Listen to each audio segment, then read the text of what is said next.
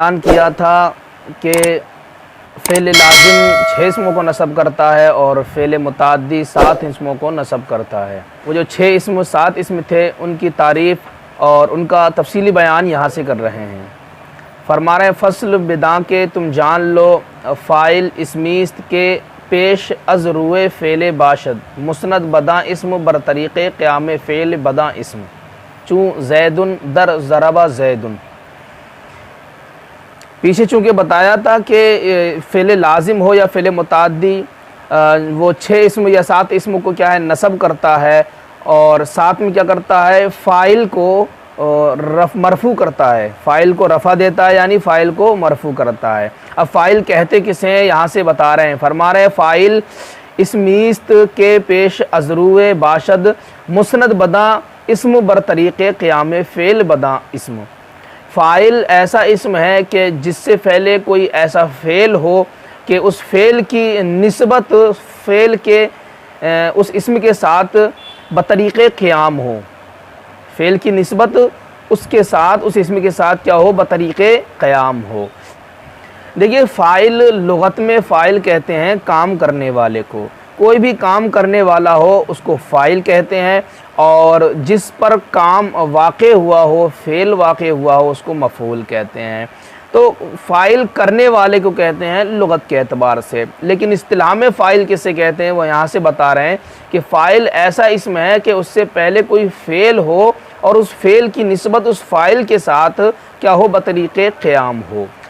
اب اس کا دیکھیے عبارت کا لفظی ترجمہ ہم کریں تو اس طرح کر سکتے ہیں کہ فاعل اسمیست فاعل ایسا اسم ہے کہ پیش از روئے فعل باشد کہ اس سے پہلے کوئی فعل ہو، فعل باشد کیا ہو اس سے پہلے کوئی فعل ہو، مسند بداں اسم وہ فعل کیا ہو مسند ہو بداں اسم اس اسم کے ساتھ، بداں اسم اس اسم کے ساتھ، بداں یہ باں سے بنا ہوا ہے، جیسا کہ فارسی قواعد النشاء میں ہے کہ کبھی بئیں سے بدی پڑھتے ہیں اور کبھی باں سے بداں، تو باں بداں ایک ہی معنی میں ہے۔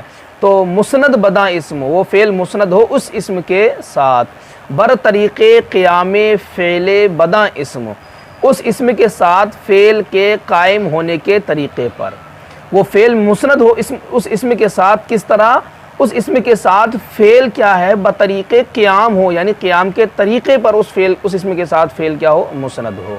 یہ فاعل کی تعریف ہے۔ بہرحال فاعل کیا کسے کہتے ہیں؟ فاعل کہتے ہیں کام کرنے والے کو، اور جس سے فعل صادر ہوتا ہے اس کو کیا کہتے ہیں فاعل کہتے ہیں۔ فعل جس سے صادر ہوتا ہے اس کو کیا کہتے ہیں فاعل کہتے ہیں۔ جیسے ضربہ زیدن زید نے مارا، تو اب یہاں پر ضربہ زید میں اس مثال میں زید سے صدور ہوا فعل ضرب کا، ضرب جو صادر ہوا ہے فعل ضرب وہ صادر کرنے والا کون ہے، کس کی جانب سے صادر ہوا ہے زید کی جانب سے، لہذا زید کیا ہوا فاعل ہوا۔ تو فاعل جس کی جانب سے فعل کا صدور ہو وہ فاعل کہلاتا ہے۔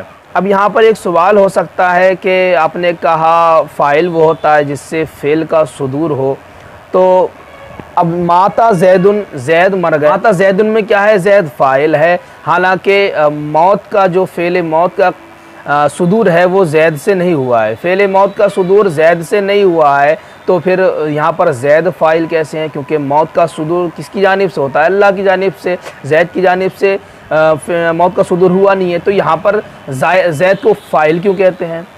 تو دیکھیے یہاں پر یہ بات میں واضح کر دوں کہ یہ اعتراض جو ہے اکثر لوگ کرتے ہیں کہ ماتا زید میں زید سے فعل موت صدور نہیں ہوا ہے پھر اس کو فاعل کیوں کہتے ہیں، یہاں پر یہ اعتراض کرتے ہیں، لیکن یہاں پر یہ اعتراض قابل قبول نہیں ہے، کیونکہ ایک ہوتا ہے ماتا اور ایک ہوتا ہے اماتا۔ ماتا یموتو کے معنی آتے ہیں مرنا، اور اماتا یمیتو باب فعال سے اس کا معنی آتا ہے مارنا۔ یاد رہے کہ جو اللہ کی جانب سے اللہ تبارک و تعالیٰ کی جانب سے جس موت کا صدور ہوتا ہے وہ اماتا سے ہوتا ہے، یعنی اللہ تعالیٰ مارنے والا ہے مرنے والا نہیں ہے، مارنا الگ ہوتا ہے اور مرنا الگ ہوتا ہے۔ اب دیکھیے یہ تو کہہ سکتے ہیں امات اللہ اللہ تعالیٰ نے مارا، لیکن یہ نہیں کہہ سکتے مات اللہ کہ اللہ مر گیا، نہیں نعوذ باللہ یہ ایسے نہیں کہہ سکتے، بلکہ اللہ تعالیٰ کی جانب سے جو فعل کا صدور ہوتا ہے وہ فعل امات ہوتا ہے نا، فعل اماتت ہوتا ہے، فعل موت اللہ کی جانب سے نہیں ہوتا ہے نا۔ اب یہاں پر دیکھیے ماتا زیدن میں ماتا زیدن ہے، اماتا زیدن نہیں ہے۔ اماتا اللہ تعالیٰ کی طرف نسبت ہوتی ہے اور ماتا کی نسبت بندے کی طرف، تو یہاں پر زید سے ہی فعل کا صدور ہوا ہے، زید کی جانب سے ہی کیا ہے فعل کا صدور ہوا ہے۔ ماتا زیدن میں زید ہی کی جانب سے کیا ہوا ہے فعل کا صدور ہوا ہے، کیونکہ مرنے والا کون ہے زید ہے، لہذا زید یہاں پر فاعل ہوگا، اس میں کوئی اعتراض کی بات نہیں ہے۔ اور اللہ تعالیٰ کی طرف نسبت ہوتی ہے اماتا یمیتو کی، جیسا کہ قرآن پاک میں بھی متعدد جگہ آیا ہے، اللہ تعالیٰ کے لیے یحیی و یمیتو کا استعمال ہوتا ہے کہ یحیی وہ جلاتا ہے، زندہ کرتا ہے، و یمیتو اور وہ مارتا ہے۔ تو دیکھیے اماتا یمیتو سے یمیتو فعل مضارع ہے نہ کہ یموتو، ٹھیک ہے، تو اللہ تعالیٰ کی طرف نسبت ہوتی ہے یمیتو کی اور بندے کی طرف یموتو کی۔ تو فاعل وہ ہوتا ہے جس سے فعل کا صدور ہو، ہے نا، اور اس عبارت کے اعتبار سے فاعل کی تعریف کیا ہے کہ ایسا اسم کہ جس سے پہلے کوئی فعل ہو، ایک اسم ہے اس سے پہلے ایک فعل ہو، اور وہ فعل جو اس سے پہلے ہے اس کی نسبت اس اسم کی طرف کیا ہو بطریق قیام ہو، چوں جیسے زیدن در ضرب زیدن، ضرب زیدن اس مثال میں جیسے زید، تو یہاں پر زید کیا ہے فاعل ہے، کیوں کہ یہاں پر زید ایسا اسم ہے کہ اس سے پہلے ایک فعل ہے اور اس فعل کی نسبت زید کی طرف کیا ہے بطریق قیام ہے کہ ضرب جو ہے فعل وہ زید کے ساتھ قائم ہے، زید پر واقع نہیں ہے، یہ فاعل ہے۔ یہ فاعل کی تعریف ہوئی۔ اب فاعل کا حکم کیا ہے؟ فاعل کا حکم یہ ہے کہ وہ ہمیشہ مرفوع ہوتا ہے، قاعدہ کلیہ ہے کلو فاعل مرفوع، ہر فاعل مرفوع ہوتا ہے، یہ نحو کا قاعدہ ہے۔ اب یہاں پر ایک اعتراض ہو سکتا ہے کہ آپ نے کہا کہ ہر فاعل مرفوع ہوتا ہے، لیکن ہم ایک مثال دیں گے اس میں فاعل ہے لیکن مرفوع نہیں ہے۔ قرآن پاک میں ہے وَكَفَى بِاللَّهِ شَهِيدًا، تو یہاں پر باللہ باحرف جار، اللہ اسم جلالت مجرور، جار مجرور سے مل کر کفا فعل ماضی کا فاعل ہے۔ اب یہاں پر باللہ فاعل ہے اور مرفوع نہیں ہے، یہاں پر کیا ہے مجرور ہے، تو فاعل مجرور ہے تو فاعل مرفوع کہاں ہوا؟ اور آپ نے کہا ہر فاعل مرفوع ہوتا ہے، تو اس کا جواب یہ ہے کہ یہاں پہ لفظوں میں تو یہ فاعل مجرور ہے لیکن معنن یہ فاعل کیا ہے مرفوع ہے، محل میں کیا ہے محل رفع میں ہے، لفظاً کیا ہے مجرور ہے لیکن یہ کیا ہے محل جو ہے اس کا وہ محل رفع ہے، لہٰذا یہاں پر کیا ہے باللہ اصل میں کیا ہے مرفوع ہی ہے۔ فرما رہے فاعل ایسا اسم ہے کہ اس سے پہلے کوئی فعل ہو اور اس فعل کی نسبت اس اسم کی طرف بطریق قیام فعل ہو، یعنی فعل کے قیام کے طریقے پر ہو اس اسم کے ساتھ، چون جیسے زیدن ضرب ضرب زیدن، ضرب زیدن میں زیدن۔ اب یہاں سے مفعول مطلق بتا رہے ہیں، مفعول مطلق مصدریست کے واقع شبد بعد از فعل، مفعول مطلق وہ ایسا مصدر ہے جو واقع ہو کسی فعل کے بعد، وہ عام مصدر بمعنی عام فعل باشد، اور وہ مصدر اسی فعل کے معنی میں ہو، چون ضربن جیسے ضربن ضربتو ضربن میں، اور قیامن قمتو قیامن میں۔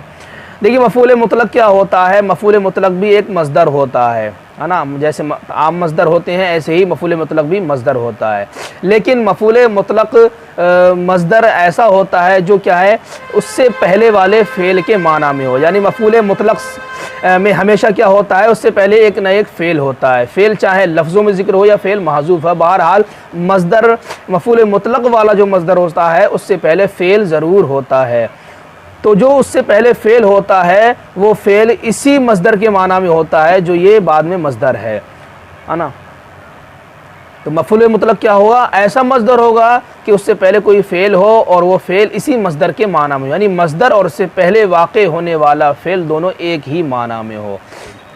مفعول مطلق کے مصدر کی تین صورتیں ہوتی ہیں کہ معنی اور باب اور مادہ ایک ہی ہو، اور دوسری قسم کہ معنی ایک ہو باب ایک ہو لیکن مادہ الگ ہو، اور تیسری صورت کہ معنی ایک ہو باب الگ ہو اور مادہ ایک ہو۔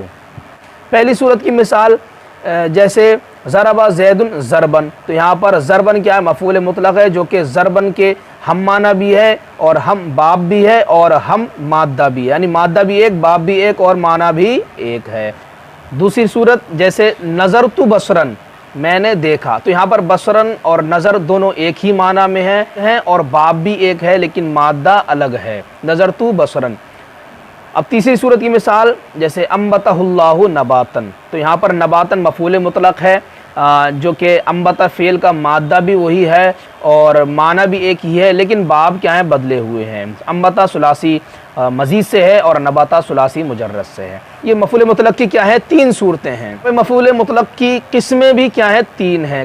کبھی وہ مفعول مطلق کیا ہوتا ہے تاکیدی ہوتا ہے، کبھی نوعی ہوتا ہے، کبھی عددی ہوتا ہے۔ مفعول مطلق تاکید وہ ہوتا ہے جو صرف معنی کی تاکید کے لیے آتا ہے، جیسے ضربت ضربن، میں نے بہت مارا، تو یہاں پر ضربن یہ بہت یعنی ضرب کی تاکید کے لیے آیا ہے۔ ضرب زید ضربن، زید نے بہت مارا، تو یہاں پر ضربن کیا ہے یہ صرف تاکید کے لیے آتا ہے۔ اور کبھی کیا ہے نو کے لیے آتا ہے مفعول مطلق، جیسے جلستو جلست القاری، میں بیٹھا قاری صاحب کے بیٹھنے کی طرح، تو یہاں پر جلست القاری یہ جلست کیا ہے مفعول مطلق ہے جو کہ نوعی ہے۔ کبھی عددی آتا ہے، جیسے تو جلستن میں 1 مرتبہ بیٹھا، جلستو جلستین میں 2 مرتبہ بیٹھا، جلستو جلسات میں کئی مرتبہ بیٹھا، تو یہاں پر کیا ہے یہ عددی ہے۔ نوعی اور مفعول مطلق، نوعی اور مفعول مطلق عددی میں کیا فرق ہے؟ تو مفعول مطلق نوعی اور عددی میں فرق یہ ہے کہ مفعول مطلق کیا ہوتا ہے نوعی جو ہوتا ہے وہ فعلتن کے وزن پر ہوتا ہے، اور مفعول مطلق جو عددی ہوتا ہے وہ فعلتن کے وزن پر ہوتا ہے۔ جیسے جلستو جلست القاری یہاں پر جیم کے کسرے کے ساتھ ہے تو اس کا مطلب یہ نوعی ہے، اور جلستو جلستن یہاں پر جو جیم کے فتح کے ساتھ ہے تو اس کا مطلب یہاں پر یہ عددی ہے۔ عددی کیا ہوتا ہے فعلتن کے وزن پر ہوتا ہے، اور نوعی ہوتا ہے فعلتن کے وزن پر ہوتا ہے۔ یہ کیا ہے مفعول مطلق 3 طریقے ہوتا ہے، تاکیدی، نوعی اور عددی، اور صورتیں اس کی 3 ہیں۔ کبھی کیا ہوتا ہے باب اور مادہ دونوں ایک ہی ہوتے ہیں، معنی بھی ایک ہوتا ہے، کبھی باب الگ ہوتا ہے، کبھی مادہ الگ ہوتا ہے۔ تینوں کی مثال میں نے آپ کے سامنے پیش کی۔ دیکھیے مفعول مطلق یہ 5 طریقے کے مفعول ہوتے ہیں، مفعول مطلق، مفعول فی، مفعول بہ، مفعول معہ، مفعول لہو۔ 5 طریقے کے مفعول، ان کو مفاعل خمسہ کہتے ہیں، یعنی 5 مفعول۔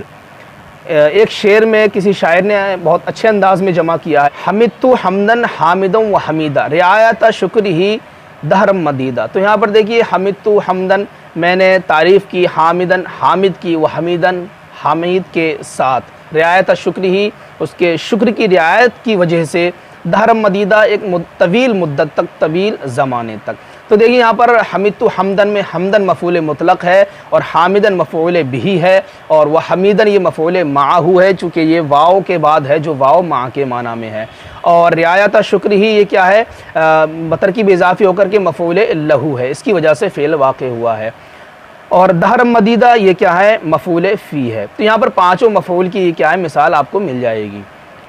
تو مفعول مطلق کیا ہوتا ہے؟ ایسا مصدر ہے کہ واقع شبد بعد از فعل کے جو واقع ہو کسی فعل کے بعد، وہ آ مصدر بمعنی آ فعل باشد، اور وہ مصدر کیا ہو اسی فعل کے معنی میں ہو، ٹھیک ہے۔ چوں جیسے ضربن، در ضربتو ضربن، ضربتو ضربن میں کیا ہے ضربن یہ مفعول مطلق ہے، اور قیامن ہے در قمتو قیامن، قمتو قیامن میں کیا ہے قیامن بھی مفعول مطلق ہے۔ مفعول فی، مفعول فی کسے کہتے ہیں؟ فرما رہے اسمیست کے فعل مذکور دروے واقع شبد۔ مفعول فی ایسا اسم ہے کہ فعل مذکور یعنی وہ جو ما قبل میں فعل ذکر کیا گیا ہے وہ فعل مذکور کیا ہو دروے واقع اس میں واقع ہو، یعنی جس میں فعل مذکور واقع ہوتا ہے وہ مفعول فی ہوتا ہے۔ اب وہ کیا ہے کبھی جگہ میں واقع ہوگا، کبھی وقت میں واقع ہوگا، تو اس طریقے سے مفعول فی کی بھی 2 قسمیں ہو جاتی ہیں۔ فرما رہے اورا ظرف گویند، مفعول فی کو ظرف بھی کہتے ہیں۔ اب ظرف کی 2 قسمیں، فرما رہے ظرف بر 2 گونا است، ظرف کی 2 قسمیں، ظرف زمان اور ظرف مکان۔ ظرف زمان جو زمانے پر دلالت کر رہے معنی سے بھی ظاہر ہے، جیسے یوما در سمتو یوم الجمعتی، سمتو یوم الجمعتی میں نے جمعے کے دن کا روزہ رکھا، تو اس مثال میں یوما کیا ہے یہ مفعول فی ہے جو کہ وقت پر دلالت کر رہا ہے، زمانے پر دلالت کر رہا ہے، لہٰذا یہ مفعول فی ظرف زمان کہیں گے اسے۔ وہ ظرف مکان، مفعول فی کی دوسری قسم ہے ظرف مکان، چوں عندہ، جیسے عندہ در جلستو عندہ کا، جلستو عندہ کا اس مثال میں عندہ کیا ہے مفعول فی ہے جو کہ مکان پر دلالت کر رہا ہے، لہٰذا اسے کیا کہیں گے ظرف مکان کہیں گے۔ وہ مفعول معہو، اور مفعول معہو، یہ مفعول معہو کسے کہتے ہیں؟ فرما رہے اسمیس کے مذکور باشد بعد از واو بمعنی ما۔ مفعول معہو ایسا اسم ہے کہ جو مذکور ہو یعنی ذکر کیا گیا ہو بعد از واو، ایسے واو کے بعد، بمعنی ما جو واو کیا ہو ما کے معنی میں ہو۔ ما معنی ساتھ، یعنی معیت اور مصاحبت پر جو واو دلالت کرتا ہے، اس واو کے بعد جو اسم واقع ہوتا ہے وہ کیا ہوتا ہے؟ مفعول معہو۔ جیسے والجبات، در جاء البرد والجبات، اس مثال میں کیا ہے؟ جبات یہاں پر کہ یہ کیا ہے؟ مفعول معہو ہے۔ کیوں؟ کیونکہ یہاں پر یہ واو کے بعد واقع ہے اور یہ واو ایسا ہے جو ما کے معنی میں ہے، کیونکہ جاء البرد والجبات کا معنی ہے ٹھنڈ آئی جبوں کے ساتھ، تو یہاں واو کیا ہے؟ ساتھ کے معنی میں ہے۔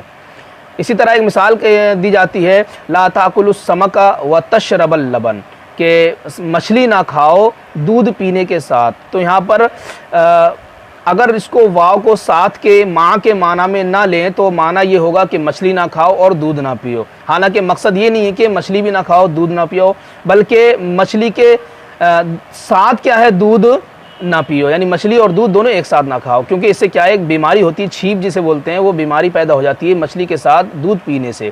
اس لیے فرمایا لا تاکلوا السمک وتشرب اللبن، کہ دودھ پینے کے ساتھ کیا ہے؟ مچھلی نہ کھاؤ۔ تو یہاں پر بھی کیا ہے؟ واو ماں کے معنی میں ہے، لہٰذا یہ کیا ہے؟ مفعول معہو ہے۔ فرمایا مفعول معہو ایسا اسم ہے جو مذکور ہو، ذکر کیا گیا ہو ایسے واو کے بعد جو ماں کے معنی میں ہے، جیسے والجبات، اس مثال میں کون سی؟ جاء البرد والجبات، ای مع الجبات، یعنی والجبات کا معنی کیا ہے؟ مع الجبات۔ امن لزید، فرما رہے مفعول لہو ایسا اسم ہے کہ جو دلالت کرے ایسی چیز پر کہ جو فعل مذکور کا سبب ہو، یعنی ما قبل میں جو فعل ذکر کیا گیا ہے وہ اس فعل کا جو سبب ہوتا ہے وہی مفعول لہو کہلاتا ہے۔ جیسے اکرامن ہے، قمت اکرامن لزید، اس مثال میں کہ میں کھڑا ہوا زید کی تعظیم کرنے کے لیے، تو یہاں پر اکرامن یہ کیا ہے؟ مفعول لہو ہے۔ کیوں؟ کیونکہ اسی کی وجہ سے یہ قمت فعل کیا ہے؟ وجود میں آیا، قمت فعل کیا ہے؟ ذکر ہوا، کیونکہ زید کی تعظیم کرنے کے لیے ہی کھڑا ہوا، تو اب کھڑا ہونے کا مقصد کیا ہے؟ زید کی تعظیم، زید کی تعظیم کرنا تھی، اسی وجہ سے میں کیا ہے؟ کھڑا ہوا۔ تو یہاں پر میرے کھڑے ہونے کا مقصد کیا ہے؟ زید کی تعظیم کرنا، میرے کھڑے ہونے کی وجہ سبب کیا ہے؟ زید کی تعظیم کرنا۔ تو جس سبب سے فعل قائم ہو، جس سبب سے فعل کیا ہے؟ ذکر ہو، اس کو کیا ہے؟ مفعول لہو کہتے ہیں۔ اب یہاں پر مفعول لہو جو کیا ہے؟ وہ علت غائی ہے۔ کیا ہے؟ علت غائی ہے۔ چونکہ علت کی کیا ہے؟ 4 قسمیں ہیں، ایک علت غائی ہوتا ہے، ایک علت فاعلی ہوتا ہے، ایک علت صوری ہوتا ہے اور ایک علت مادی ہوتا ہے۔ مثال سے یوں سمجھ لیجئے کہ آپ کوئی چیز بنانے جا رہے ہیں، مثال کے طور پر کوئی ڈیسک بنانے جا رہے ہیں، تو اس کو بنانے کے لیے اب 4 چیزوں کی ضرورت ہے۔ کوئی بھی چیز بنانے جائیں گے تو اس کے لیے کیا ہے؟ 4 چیزیں ضروری ہے۔ تو اب جیسے ڈیسک کیا ہے؟ ڈیسک بنانے جا رہے ہیں تو ڈیسک کے لیے ایک بنانے والا ہونا چاہیے، تو جو ڈیسک کا بنانے والا ہوتا ہے یہ اس کی علت فاعلی ہوتی ہے نا۔ اور ڈیسک کے لیے کیا ہے؟ مادہ بھی ہونا چاہیے، مٹیریل بھی ہونا چاہیے کہ جس کے ذریعے سے ڈیسک بنے گی، یعنی لکڑی وغیرہ، تو اس کو علت مادی کہتے ہیں۔ اور اب یہ بنانے جا رہے ہیں تو اس کا کوئی مقصد بھی ہونا چاہیے کہ آپ کوئی چیز رکھیں گے یا کوئی کتاب وغیرہ پڑھیں گے، کس لیے بنا رہے ہیں، اس کا کوئی مقصد ہونا چاہیے، یہی اس کی علت غائی ہوتی ہے۔ اسی طرح جب بن کر تیار ہو جائے تو دکھنے میں ایک شکل کی ہونا چاہیے، خاص قسم کی ہونا چاہیے کہ دیکھنے میں کیسی ہے، چوڑی ہے، لمبی ہے، کس طریقے کی ہے، تو اس طرح کی یہ شکل اس کی ہونا چاہیے، تو اسی کو علت صوری کہتے ہیں۔ تو ہر چیز کو بنانے کے لیے کیا ہے؟ 4 چیز، کسی بھی چیز کے وجود میں آنے کے لیے 4 علتوں کا ہونا ضروری ہے، علت مادی، علت صوری، علت فاعلی، علت غائی۔ تو یہاں پر جو ہے فعل وجود میں آیا تو اس کے لیے بھی علت ہونی چاہیے، تو یہاں پر جو اکرامن ہے یہ فعل وجود کی یہ علت غائی ہے۔ یہاں پر قمتو جو فعل ہے اس کا وجود جو ہوا ہے وہ علت غائی کے سبب ہوا ہے۔ علت غائی کیا ہے؟ یہاں پر اکرامن مفعول لہو، یعنی کھڑا کیوں ہو جا رہا ہے، کھڑا ہونے کا مقصد کیا ہے؟ زید کی تعظیم کرنا، تو یہاں پر مقصد یہ اکرامن کیا ہے؟ علت غائی ہے۔ لہو یہ کیا ہے؟ علت غائی ہے۔ کبھی کبھی کیا ہے علت باعثہ کی صورت میں بھی مفعول لہو ہوتا ہے، یعنی کہ جس کے وجہ سے فعل وجود میں آتا ہے۔ اب علت غائی اور باعثہ دونوں میں فرق یہ ہے کہ علت غائی جو ہوتی ہے وہ کیا ہے، فعل پہلے ہوتا ہے، اور علت غائی جو ہوتی ہے وہ بعد میں آتی ہے۔ لیکن علت باعثہ میں یہ ہوتا ہے کہ علت باعثہ پہلے ہوتی ہے، بعد میں اس کا فعل وجود میں آتا ہے۔ جیسے قمت اکراما لزید میں یہاں پر کیا ہے، فعل قمت پہلے وجود میں آیا، اس قمت کی وجہ سے اکرام یعنی تعظیم ہوئی ہے۔ لیکن کبھی ایسا ہوتا ہے جیسے قعدت عن الحرب جبنا، میں کیا ہے جنگ سے بزدلی کی وجہ سے بھاگا، میں جنگ سے بیٹھا بزدلی کی وجہ سے، تو یہاں پر بیٹھنا بعد میں پایا گیا، پہلے بزدلی اس کے اندر کیا ہے پائی گئی، پہلے بزدلی کیا ہے میرے اندر پائی گئی، اس کے بعد میں جنگ سے بیٹھا۔ تو یہاں پر یہ جبنن یہ مفعول لہو ہے، لیکن اس کا وجود پہلے آیا ہوا، اس کے بعد اس کے فعل کا وجود ہوا۔ تو جس مفعول لہو کا وجود پہلے ہو اپنے فعل سے تو وہ علت باعثہ کہلاتی ہے، اور جس مفعول لہو کا وجود بعد میں ہو اپنے فعل کے تو وہ کیا ہے، مفعول لہو علت غائی ہوتا ہے۔ تو اس طرح سے مفعول لہو کی دو قسم ہوگی، ایک وہ مفعول لہو جو علت غائی والا ہوتا ہے، اور ایک وہ مفعول لہو جو علت باعثہ والا ہوتا ہے۔ اس میں ہے کہ جو دلالت کرے ایسی چیز پر جو فعل مذکور کا سبب ہو، جیسے اکراما قمت اکراما لزید میں۔ وہ حال، اب یہاں سے حال بتا رہے ہیں، حال اسمیست نکرہ کہ دلالت کند بر حیت فاعل چون راکبن در جاء زید راکبن۔ بات منصوبات کی چل رہی ہے، اس میں ایک حال بھی ہے۔ حال کیا ہے، فرما رہے حال ایسا اس میں ہے کہ جو نکرہ ہو اور جو دلالت کرتا ہو فاعل کی حالت پر، فاعل کی حیت پر یعنی فاعل کی حالت پر جو دلالت کرتا ہو وہ اس میں نکرہ کیا کہلاتا ہے، حال کہلاتا ہے۔ جیسے راکبن ہے، کون سی مثال میں، جاء زید راکبن میں، کہ زید آیا سوار ہو کر۔ تو اب زید جس وقت آیا تو اس وقت کیا حالت تھی اس کی، کہ وہ سوار تھا، تو لہٰذا یہاں پر راکبن جو ہے سوار تھا، یہ سوار ہونا، یہ اس کی حالت بیان کر رہا ہے، کس کی، زیدن کی، اور زید کیا ہے، فاعل کی، زید کیا ہے، فاعل ہے۔ لہٰذا یہاں پر حال راکبن ایک ایسا اسم ہے جو نکرہ ہے، جو زید جو کہ فاعل ہے اس کی حالت بیان کر رہا ہے، لہٰذا راکبن کیا ہوگا، حال ہوگا۔ اور جس کی حالت بیان کی جاتی ہے اس کو ذوالحال کہتے ہیں۔ تو یہاں پر زیدن کیا ہے، یہ ذوالحال ہے نا۔ یا بر حیت مفعول، کبھی تو کیا ہے حال فاعل کی حالت پر دلالت کرتا ہے، اور کبھی مفعول کی حالت پر دلالت کرتا ہے۔ فرما رہے ہیں یا بر حیت مفعول، یا مفعول کی حالت پر دلالت کرے وہ اس میں نکرہ بھی حال کہلاتا ہے۔ جیسے مشدودن ہے، کون سی مثال میں، ضربت زیدن مشدودن میں نے زید کو مارا باندھ کر کے، یعنی زید جس وقت پٹ رہا تھا تو وہ اس کی حالت کیسی تھی، کہ وہ بندھا ہوا تھا۔ تو یہاں پر زید کی حالت بیان ہو رہی ہے مشدودن سے، اور زید کیا ہے، مفعول ہے، لہذا پتہ چلا کہ حال کبھی فاعل کی حالت بیان کرتا ہے، کبھی مفعول کی بھی حالت بیان کرتا ہے۔ جیسے ضربت زیدن مشدودن، میں نے زید کو مارا باندھ کر کے۔ یا بر حیت ہر دو، یا دونوں کی حالت بیان کرتا ہے، یعنی حال کبھی فاعل کی فقط حالت بیان کرتا ہے، کبھی فقط مفعول کی حالت بیان کرتا ہے، لیکن کبھی کبھی کیا ہے دونوں کی حالت بیان کرتا ہے، فاعل مفعول دونوں کی ایک ساتھ حالت کیا ہے بیان کرتا ہے، وہ اسم نکرہ کیا ہے، وہ بھی حال ہوتا ہے۔ فرما رہے یا بر حیت ہر دو، دونوں کی حالت اور حیت پر دلالت کرے وہ بھی حال ہوتا ہے۔ جیسے راکبین، کون سی مثال میں، لقیتو زیدن راکبین، میں نے زید سے ملاقات کی اس حال میں کہ ہم دونوں سوار تھے، یعنی جب زید سے میری ملاقات ہوئی تو حالت ایسی تھی کہ زید بھی سوار تھا اور میں بھی سوار تھا، لہٰذا تو ضمیر فاعل ہے، زیدن مفعول ہے، تو تو ضمیر تو یعنی میں بھی کیا ہے سوار تھا، زیدن بھی سوار تھا، اور یہاں پر جو متکلم ہے وہ کیا ہے، فاعل ہے، اور زیدن یہ کیا ہے، مفعول ہے، تو دونوں کی حالت بیان ہو رہی ہے راکبین سے، ٹھیک ہے۔ تو حال کبھی فاعل کبھی مفعول کبھی دونوں کی حالت بیان کرتا ہے۔ جیسے لقیتو زیدن راکبین، میں زید سے میں نے ملاقات کی اس حال میں کہ دونوں ہم سوار تھے۔ وہ فاعل و مفعول راز الحال گویند، اور فاعل اور مفعول کو ذوالحال کہتے ہیں۔ حال کیا ہے، فاعل یا مفعول یا دونوں کی حالت کو بیان کرتا ہے۔ اب چونکہ جس کی حالت بیان کی جاتی ہے وہ تو یا فاعل ہوگا یا مفعول ہوگا، اب دونوں یہ فاعل اور مفعول کیا ہے، ان کو ذوالحال کہتے ہیں، کب، جب ان کی حالت بیان ہوتی ہو۔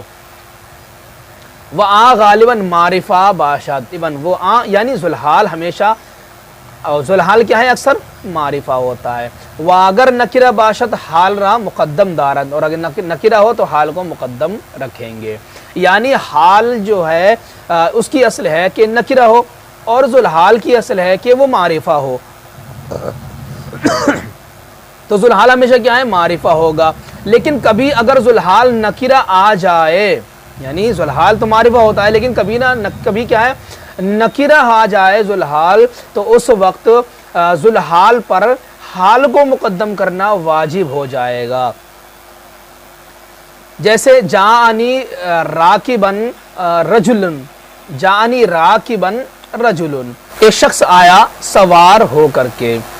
تو دیکھیے جاءنی راکبن رجلن، میرے پاس ایک شخص آیا جو کہ سوار تھا. تو یہاں پر رجلن یہ ذوالحال ہے، راکبن حال ہے، اور حال یہاں پر ذوالحال پر مقدم ہے. کیوں؟ کیونکہ یہاں پر ذوالحال جو ہے رجلن یہ نکرہ ہے. ذوالحال جب نکرہ ہو تو حال پر مقدم کیوں کرتے ہیں؟ اس وجہ سے کہ حالت نسبی میں، یعنی جب مفعول کی حالت بیان ہوتی ہو تو اس وقت کیا ہے مفعول بھی منصوب ہوگا اور حال بھی منصوب ہوگا. تو دونوں کیا ہے منصوب ہوں گے، تو اس میں صفت کا شبہ ہوگا کہ کہیں صفت موصوف تو نہیں ہے، کیونکہ موصوف پہلے آتا ہے، یہاں موصوف پہلے بھی ہے اور صفت بعد میں ہوتی ہے. تو یہاں پر اسی طریقے کی عبارت ہے. تو یہاں پر کیا ہے صفت سے شبہ ہوتا ہے. لیکن جب ذوالحال کو مقدم کر دیں گے، جب ذوالحال پر حال کو مقدم کر دیں گے تو اس وقت صفت کا شبہ نہیں ہوگا. اس وقت کیا ہے صفت کا شبہ نہیں ہوگا، کیونکہ صفت موصوف پر مقدم نہیں ہوتی ہے. اس لیے فرمایا اگر حال ذوالحال کیا ہے نکرہ ہو تو حال کو ذوالحال پر مقدم کرنا ضروری ہے. جیسے جانی راکبن اور رجلن، وہ حال جملہ نیز باشد. اب یہاں سے فرما رہے ہیں کہ حال، ابھی تک تو مثال دی مفرد کی کہ حال مفرد ہی تھا، راکبن راکبن. کبھی حال جملہ بھی ہوتا ہے، یعنی پورا ایک مستقل جملہ ہوتا ہے. اب جملہ چونکہ اپنے اندر مستقل ہوتا ہے اور ذوالحال اور حال میں ایک کانٹیکٹ بھی ہونا چاہیے، ربط بھی ہونا چاہیے. تو جس وقت کیا ہے حال جملہ بنتا ہو تو اس وقت کانٹیکٹ کیسے ہوگا جبکہ جملہ ایک مستقل الگ ہوتا ہے. تو فرمایا اس جملے میں ایک ضمیر کا ہونا ضروری ہے جو ذوالحال حال کے درمیان ربط پیدا کرتی ہو، جو ذوالحال اور حال کے درمیان کانٹیکٹ پیدا کر دے. فرما رہے حال جملہ نیز باشد، حال جملہ بھی ہوگا. چنانچہ جیسے رأیت الامیرہ وہو راکبن، میں نے امیر کو دیکھا اس حال میں کہ وہ سوار تھا. تو یہاں پر وہو راکبن دیکھیے، ہوا مبتدا، راکبن اس میں فاعل، اس میں ہوا ضمیر پوشیدہ اس کا فاعل، اس میں فاعل اپنے فاعل سے مل کر شبہ جملہ اسمیہ ہو کر کے خبر بنے گا، مبتدا خبر سے مل کر جملہ اسمیہ خبریہ. تو پورا جملہ ہے یہاں پر، اور ہے بن کیا رہا ہے یہ حال. تو حال ہی جملہ ہے. تب حال جملہ ہے تو یہاں پر ایک ضمیر ہونا چاہیے جو ربط پیدا کر دے. تو یہاں پر ہوا جو ہے یہ ضمیر ہے جو امیر اور اس حال کے درمیان کیا ہے ربط پیدا کر رہی ہے. تو یہ ہوا حال ذوالحال کا بیان. اب فرما رہے تمیز. تمیز بھی منصوبات میں سے آتی ہے کہ یہ بھی منصوب ہوتی ہے. تمیز کیا چیز ہوتی ہے؟ فرما رہے اسمیست کے رفع ابہام کند، وہ ایسا اسم ہے جو ابہام کو دور کرتی ہو. تمیز کیا ہوتی ہے؟ ابہام کو دور کرتی ہے. جیسے مثال کے طور پر کہا جائے اندی 11 درہمن، میرے پاس 10 درہم ہے. تو صرف جب کہا جائے اندی 10 میرے پاس اندی 11 میرے پاس 11 ہیں، تو اب 11 ہیں تو ہیں کیا چیز؟ ابھی ابہام ہو رہا ہے کہ 11 کیا چیز ہیں. 11 کچھ بھی ہو سکتی ہے، 11 ٹپائی ہو سکتی ہیں، 11 ڈیسک بھی ہو سکتی ہیں، 11 کتاب بھی ہو سکتی ہیں، کچھ بھی ہو سکتا ہے. لیکن ابھی کچھ معلوم نہیں ہے کہ وہ ہے چیز کیا. تو یہ اس میں ابہام ہو رہا ہے. جب کہا اندی 11 درہمن، میرے پاس 11 درہم ہیں، تو یہاں پر درہم لفظ لا کر کے جو ابھی ابہام ہو رہا تھا وہ ابہام کیا ہے دور کر دیا. تو جو لفظ کیا ہے ما قبل میں ہونے والے ابہام کو دور کرے، وہی لفظ وہی اسم کیا ہوتا ہے تمیز کہلاتا ہے. اور جس لفظ میں ابہام ہوتا ہے اس کو ممیز کہتے ہیں، اور جو لفظ اس ابہام کو دور کرنے کے لیے آتا ہے اس کو تمیز کہتے ہیں. فرمارے تمیز ایسا اس میں کہ جو ابہام کو دور کرتا ہو، رفع کرتا ہو، ختم کرتا ہو. از عدد، یا تو کبھی عدد سے ہوگا، یعنی عدد میں ابہام ہوتا ہوگا تو اس ابہام کو دور کرے گا تو بھی تمیز ہوگی. جیسے عندی 11 درہمن، میرے پاس 11 ہیں کیا درہم. تو یہاں پر درہمن لا کر کے 11 میں جو ابہام تھا وہ دور کر دیا گیا. لہذا درہمن یہاں پر کیا ہے تمیز ہے، اور 11 یہ ممیز ہیں. چونکہ یہ عدد ہے لہذا یہ کیا یہاں پر کیا ہے तमीज़ अदद से है, या अज वज़न, या तमीज़ कभी वज़न से होगी, यानी वज़न में इबहाम होता होगा तो इस इबहाम को, वज़न में होने वाले इबहाम को दूर करने के लिए लफ्ज़ लाया जाएगा तो वो भी तमीज़ होगी। जैसे इंदी रितलुन ज़ैतन, मेरे पास एक रितल है, क्या? ज़ैतन, ज़ैतून का तेल। तो यहाँ पर रितल क्या है? वज़न है, एक मिक़दार, एक वज़न के लिए मुअय्यन है। तो यहाँ पर क्या है? इबहाम हो रहा था। इबहाम किस में? रितल में। और रितल क्या है? ये वज़न है, तो वज़न में इबहाम हो रहा था। इस इबहाम को दूर करने के लिए ज़ैतन लाया गया, यानी ज़ैतून का तेल। तो यहाँ पर क्या है? ज़ैतन तमीज़ और रितलन मुमय्यज़ है। यहाँ पर इबहाम दूर हो रहा है किससे? और वज़न से। या अज़ कैल, या कैल से इबहाम को दूर किया जाएगा। कैल कहते हैं नापने को, है ना, मिक़दार नापने को कैल कहा जाता है। जैसे इंदी कफ़ीज़ानी बुर्रन, मेरे पास 2 बोरी हैं, क्या? गेहूँ। तो यहाँ पर कफ़ीज़ान ये नापने का आला है, तो यहाँ पर ये इबहाम किससे दूर हो रहा है? वो कैल से इबहाम दूर हो रहा है यहाँ पर। तो ये भी क्या? तमीज़ होगी। कफ़ीज़ान में इबहाम हो रहा था कि 2 बोरी हैं, क्या? तो बुर्रन यानी गेहूँ ला करके यहाँ से इबहाम को दूर कर दिया गया। या अज़ मसाहत, या कभी कभी मसाहत यानी मसाफत से क्या है? इबहाम को दूर किया जाएगा। जैसे माफि समाई कदरो राहतिन सहाबन, आसमान में मुट्ठी भर बादल है। तो यहाँ पर एक मसाहत से इबहाम, मसाहत में इबहाम हो रहा था कि मुट्ठी भर है क्या चीज़? तो फरमाया सहाबन बादल। तो यहाँ पर तमीज़ ला करके इस इबहाम को भी दूर कर दिया गया। तो यहाँ पर इबहाम को मसाहत से दूर किया है, लिहाजा इबहाम क्या होगा? अज़ मसाहत होगा। तो कितनी चीज़ हो गई? इबहाम कभी अदद से होगा और कभी इबहाम दूर होगा वज़न से, कभी कैल से, कभी मसाहत से। 4 तरीक़े का इबहाम, 4 तरीक़ों में इबहाम होता है। इसके दूर करने के लिए लफ्ज़ लाया जाता है, उसी को तमीज़ कहते हैं। अब मंसूबात में मफ़ूल बिही भी आता है, तो यहाँ से मफ़ूल बिही का बयान कर रहे हैं। फरमा रहे हैं मफ़ूल बिही इसमीस के फ़ेल फ़ाइल पर वाक़ई शब्द। मफ़ूल बिही ऐसा इसम है कि फ़ाइल का फ़ेल जिस पर वाक़ई होता है। फ़ाइल क्या होता है? फ़ेल के साथ कायम होता है, और मफ़ूल होता है कि जिस पर फ़ेल वाक़ई हो, कायम ना हो बल्कि वाक़ई हो। तो ये फरमा रहे हैं मफ़ूल बिही ऐसा इसम है कि फ़ाइल का फ़ेल जिस पर वाक़ई हो, बरवे वाक़ई शब्द जिस पर फ़ाइल का फ़ेल वाक़ई हो, वो मफ़ूल बिही कहलाता है। जैसे ज़रबा ज़ैदुन अमरन, ज़ैद ने अमर को मारा। तो यहाँ पर फ़ेल ज़रब किस पर वाक़ई हुआ? अमर पर वाक़ई हुआ, लिहाजा अमर यहाँ पर क्या? मफ़ूल बिही है। बिना के तुम जान लो ई हमा मंसूबात बाद अज तमामी जुमला बाशंद, ये तमाम मंसूबात क्या है? जुमले के पूरा होने के बाद होते हैं। वह जुमला व फ़ेल व फ़ाइल तमाम शब्द और जुमला फ़ेल व फ़ाइल से पूरा हो जाता है। बदी सबब गोयन, इसी सबब से कहते हैं कि अलमनसूब व फज़लतुन, के मंसूबात जो होते हैं वो फज़ला होते हैं, ज़ायदा होते हैं। यहाँ से ये बता रहे हैं कि जितने भी मंसूबात हैं वो फज़ला होते हैं। फज़ला से मुराद ये नहीं कि बेकार होते हैं, नहीं, वो भी किसी न किसी मकसद के लिए होते हैं। लेकिन फज़ला का मतलब ये है कि अगर वो जुमले में ना हो तो भी जुमला पूरा हो जाता है। जुमले के पूरा होने में, जुमले के तमाम होने में मंसूबात का कोई दखल नहीं होता है, बरखिलाफ़ मरफ़ूआत के कि जो फ़ाइल होता है जुमले का असल होता है, अगर फ़ाइल ना हो तो जुमला पूरा ही नहीं होगा, है ना। बरखिलाफ़ मंसूबात के मंसूब ऐसा नहीं है कि मफ़ूल ना हो तो जुमला पूरा ना होगा। कामा ज़ैदुन, ज़ैद खड़ा हुआ, जुमला पूरा हो गया। लेकिन मफ़ूल जो होते हैं, वो मंसूबात जो होते हैं, वो सब के सब फज़ला होते हैं, वो जुमला पूरा होने के बाद होते हैं। जुमला पूरा होने में उनका कोई किरदार नहीं होता। इसलिए फरमाने ये तमाम मंसूबात जो है जुमले के पूरा होने के बाद होते हैं। वह जुमला फ़ेल व फ़ाइल से पूरा हो जाता है, क्योंकि जुमला क्या है? फ़ेल व फ़ाइल से पूरा हो जाता है। इसी सबब से एक जुमला कहा जाता है, एक लफ्ज़ बोला जाता है, क्या? अलमनसूब फ़ज़लतुन, के मंसूबात फज़ला होते हैं, ज़ाइद होते हैं। यहाँ तक हो गया मंसूबात का बयान, उन 6 इसमों का और बाकी के उन अस्मा का बयान के, उन 6 इसमों का बयान के जो जिनको फ़ेल क्या है? नसब देता है, और बाकी के मंसूबात जो मंसूब होते हैं उनका मुकम्मल तौर पर बयान हो गया। अब आगे की फसल में बयान करेंगे फ़ाइल की किस्मों को।